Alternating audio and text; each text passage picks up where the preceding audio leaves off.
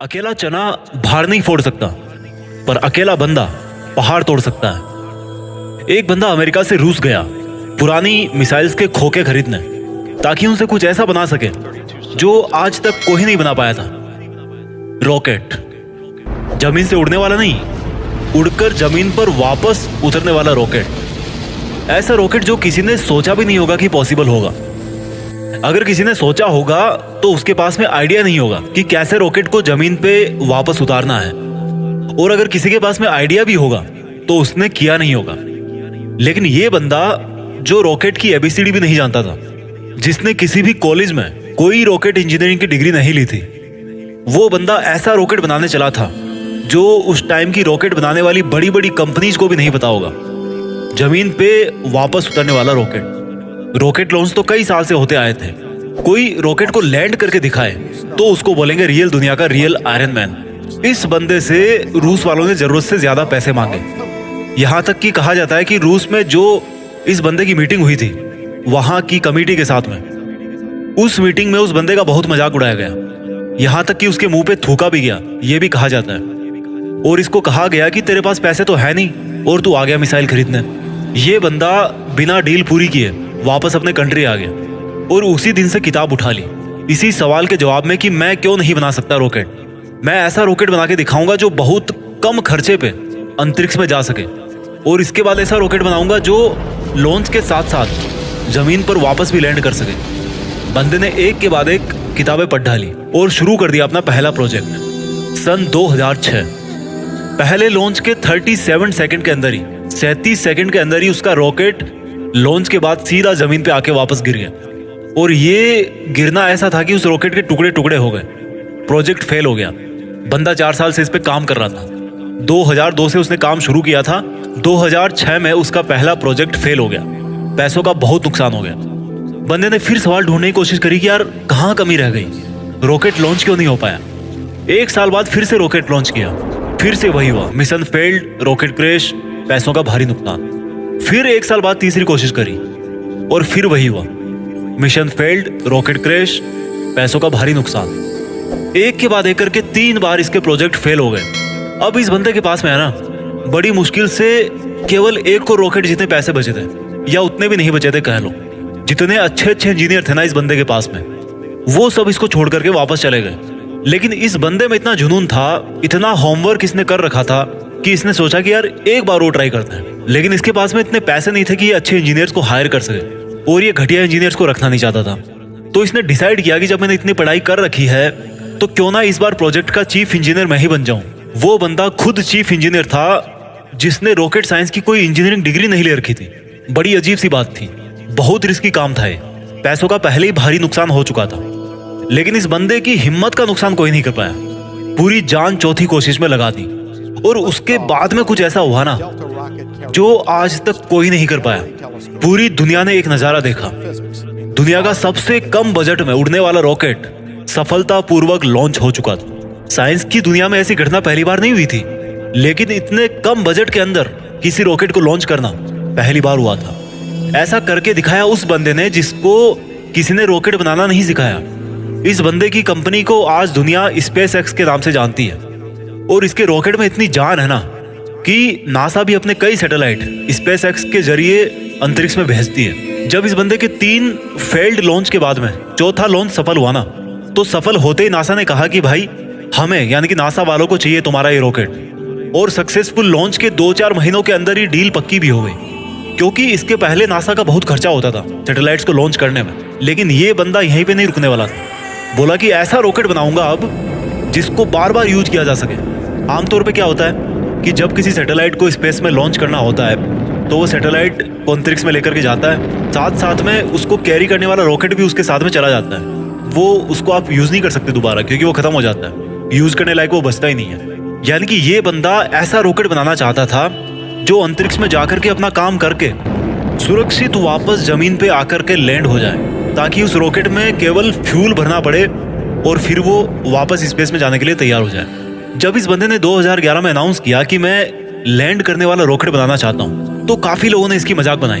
बड़े बड़े लोगों ने कहा कि ये फालतू का काम है, क्योंकि हवाई जहाज तो लैंड कर सकता है, लेकिन रॉकेट को लैंड करवाना नामुमकिन है। लेकिन इस बंदे के दिमाग में नामुमकिन नाम की कोई चीज नहीं थी। इसके दिमाग में केवल जिद थी कि मैं लैंड करने वाला रॉकेट जरूर बनाऊंगा, सबको गलत साबित करके बताऊंगा।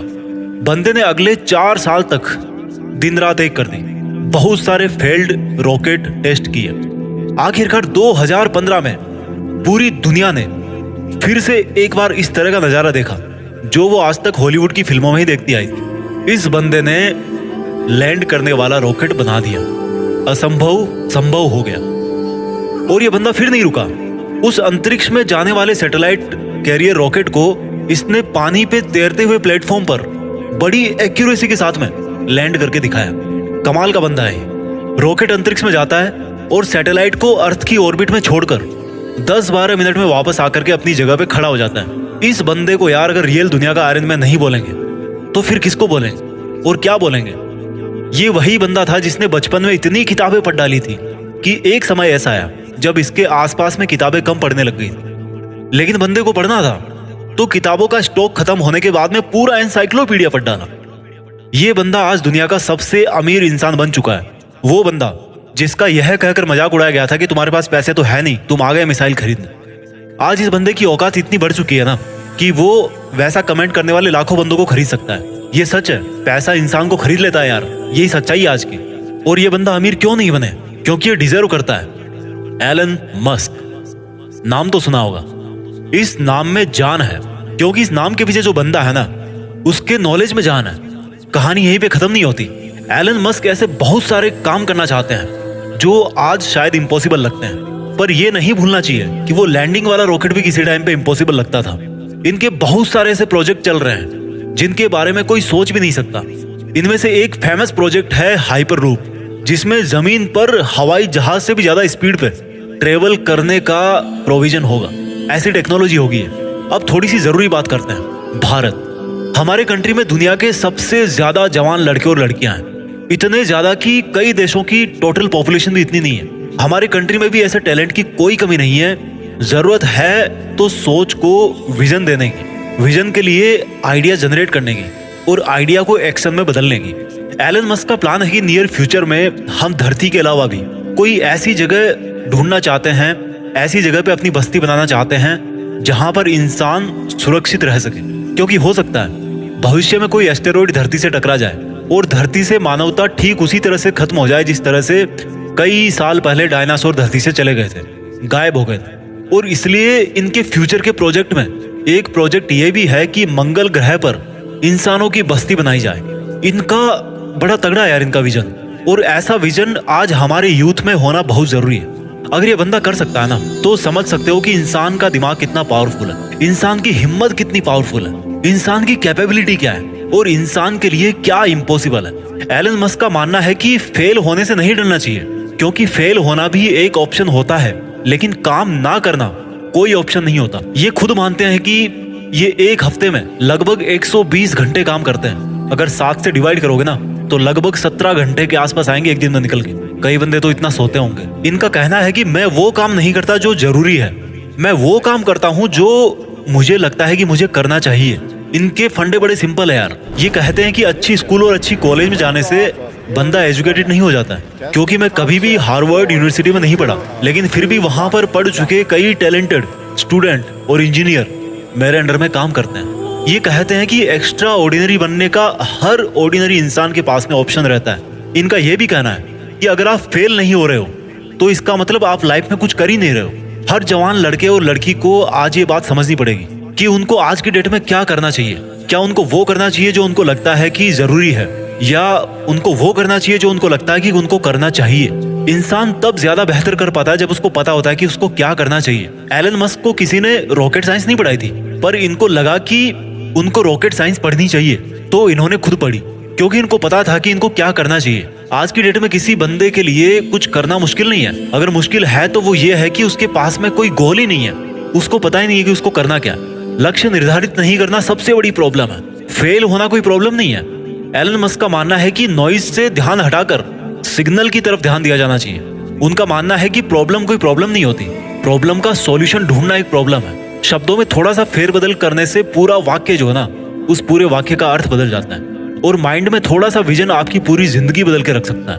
अगर आपकी लाइफ में कोई प्रॉब्लम नहीं है ना आज, तो प्रॉब्लम क्रिएट करो खुद के लिए। कैसे करोगे? एक बड़ा लक्ष्य निर्धारित कर। हमारे देश के युवाओं को आज इस क्रांतिकारी मनुष्य से सीखने की जरूरत है। हालांकि ये भी सच है कि हमारा देश ऐसे क्रांतिकारी युवाओं से भरा पड़ा है, बस उनको अपने आप को पहचानने की जरूरत है। वो बंदे भी एलन मस्क की तरह कुछ ऐसा कर सकते हैं जो कोई सोच भी नहीं सकता। दम है तो कुछ बड़ा करके दिखाओ। देश में अपना नहीं, बल्कि दुनिया में देश का नाम कर जाओ। जय हिंद, वंदे मातरम।